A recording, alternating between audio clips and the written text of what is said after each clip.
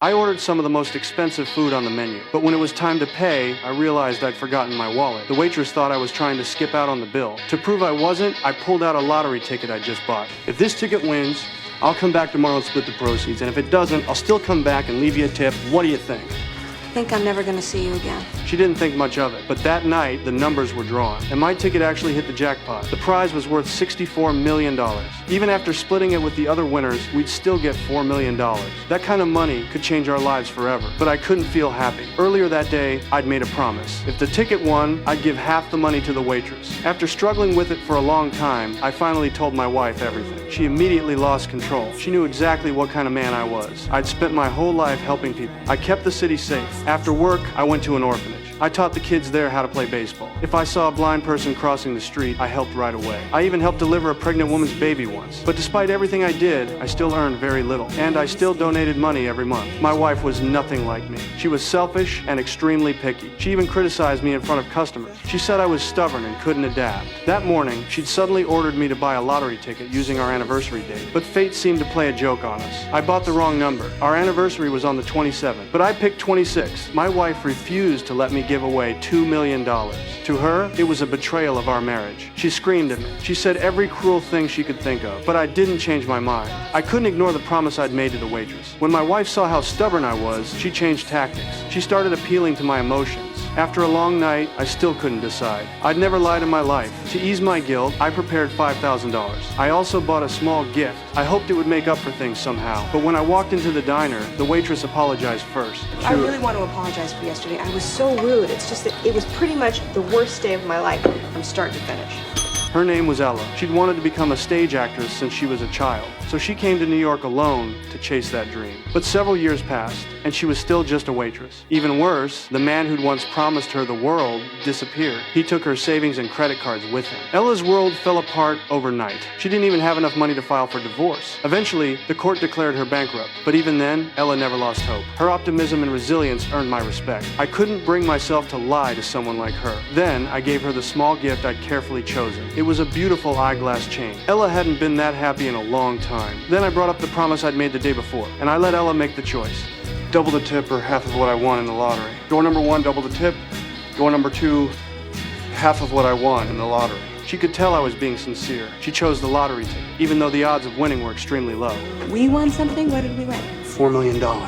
At first, Ella thought I was joking, but when she looked into my eyes, she realized I'd really won. Joy washed over her immediately. She announced that she was paying for everyone's meal that day, and every customer would get a free ice cream. Seeing Ella so happy finally lifted the weight off my chest. When my wife found out, she immediately started yelling at me, but I knew how much she cared about appearances. So I told her that when we collected the prize, I'd let her personally give the $2 million to the waitress. If the story got out, it would make headlines across the country, and my wife would become famous. As soon as she heard my idea, she smiled.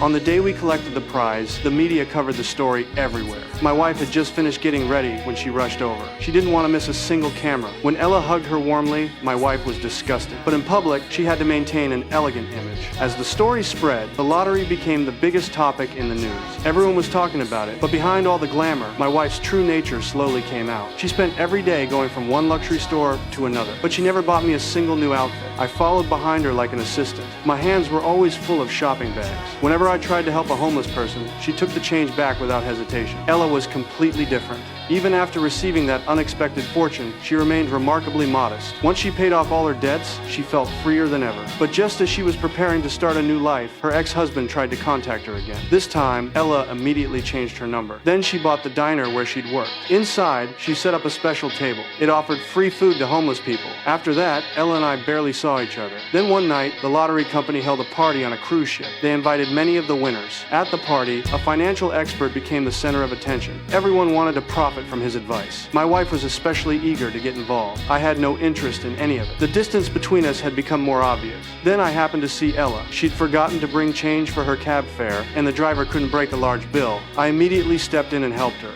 Keep the change. Thank you. But in those few moments, the cruise ship had already pulled away. Ella felt terrible about it, but I hadn't been wrong. My wife had already fallen into a trap. Money was all she could see. Ella and I found a restaurant and waited for the ship to return. While we ate, we talked about our past. My wife was my first love. We'd known each other since high school. We had our disagreements, but we eventually got married. Our marriage wasn't a happy one. My wife kept refusing to have children because of my financial situation. Ella also told me about her failed marriage. In that moment, we found common ground in each other's stories. A newlywed couple happened to be celebrating their wedding at a nearby restaurant. Ella watched how happy they looked and sighed. Are they going to be happy? I didn't have an answer for it. I was disappointed and confused by my wife's behavior, but I still held on to a little hope. After I saw Ella off, I returned to the cruise ship. My wife had decided to let the older man manage all our money. I didn't object. Over the next few days, Ella and I took part in charity events together. We provided free rides at the train station. Then we rented out an entire baseball field. We invited the neighborhood kids to play. When I returned to town with the kids, my wife exploded. A photo of Ella and me at the subway station had appeared in the newspaper. My wife accused me without even asking what had happened. She called me a lowlife. Oh, God, Charlie, I'm just so sick of it. You're nothing. You're a working class simp. You're a blue collar all the way. I want a divorce as soon as possible. Then she threw me out. But fate had another cruel joke waiting. Ella and I ended up at the same hotel. Even more coincidentally, our rooms were next to each other. After spending so much time together, we'd already developed feelings for each other. Now that nothing was holding us back, those hidden feelings finally came out. The next morning, we walked out of the hotel together. A crowd of reporters suddenly surrounded us. My ex-wife had sent them. During the divorce negotiations, I gave up all our property, but I didn't realize that giving in too much would only make her greedier. Now my wife wanted to take back the $2 million I'd given Ella. Her shameless words finally made me furious. But my ex-wife completely ignored me. To keep things from getting worse, Ella and I had to separate for a while. During the trial, everything went against me. My ex-wife claimed that we'd won because she gave me the numbers. She portrayed me as an incompetent husband. She also falsely claimed that I'd forced her to split the prize money. I didn't know how to respond to those baseless accusations. Her side had planned everything carefully. In the end, I lost the case. I was forced to return the $2 million I'd already given away. The public turned against us. I went to Ella's home afterward, but she was nowhere to be found. Then I rode the subway for a long time. Eventually, I found myself walking toward that familiar diner. Under the moonlight, I saw Ella from behind. I wanted to go over and comfort her, but Ella told me I should leave as soon as possible. If you don't want me, I'll walk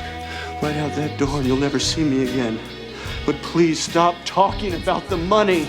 As we shared that quiet moment, a homeless man knocked on the diner's door. He begged us for food. Ella quickly brought him a bowl of hot soup. Then we started discussing leaving the city, but we didn't know the homeless man was actually a reporter. He'd been quietly following Ella and me. He wrote a deeply moving story about us as the lottery-winning couple. The story put Ella and me back on the front pages, but we knew nothing about it. On the day we planned to leave, we wanted to see the diner one last time. But the moment we opened the door, we were stunned by the mountain of mail in front of us.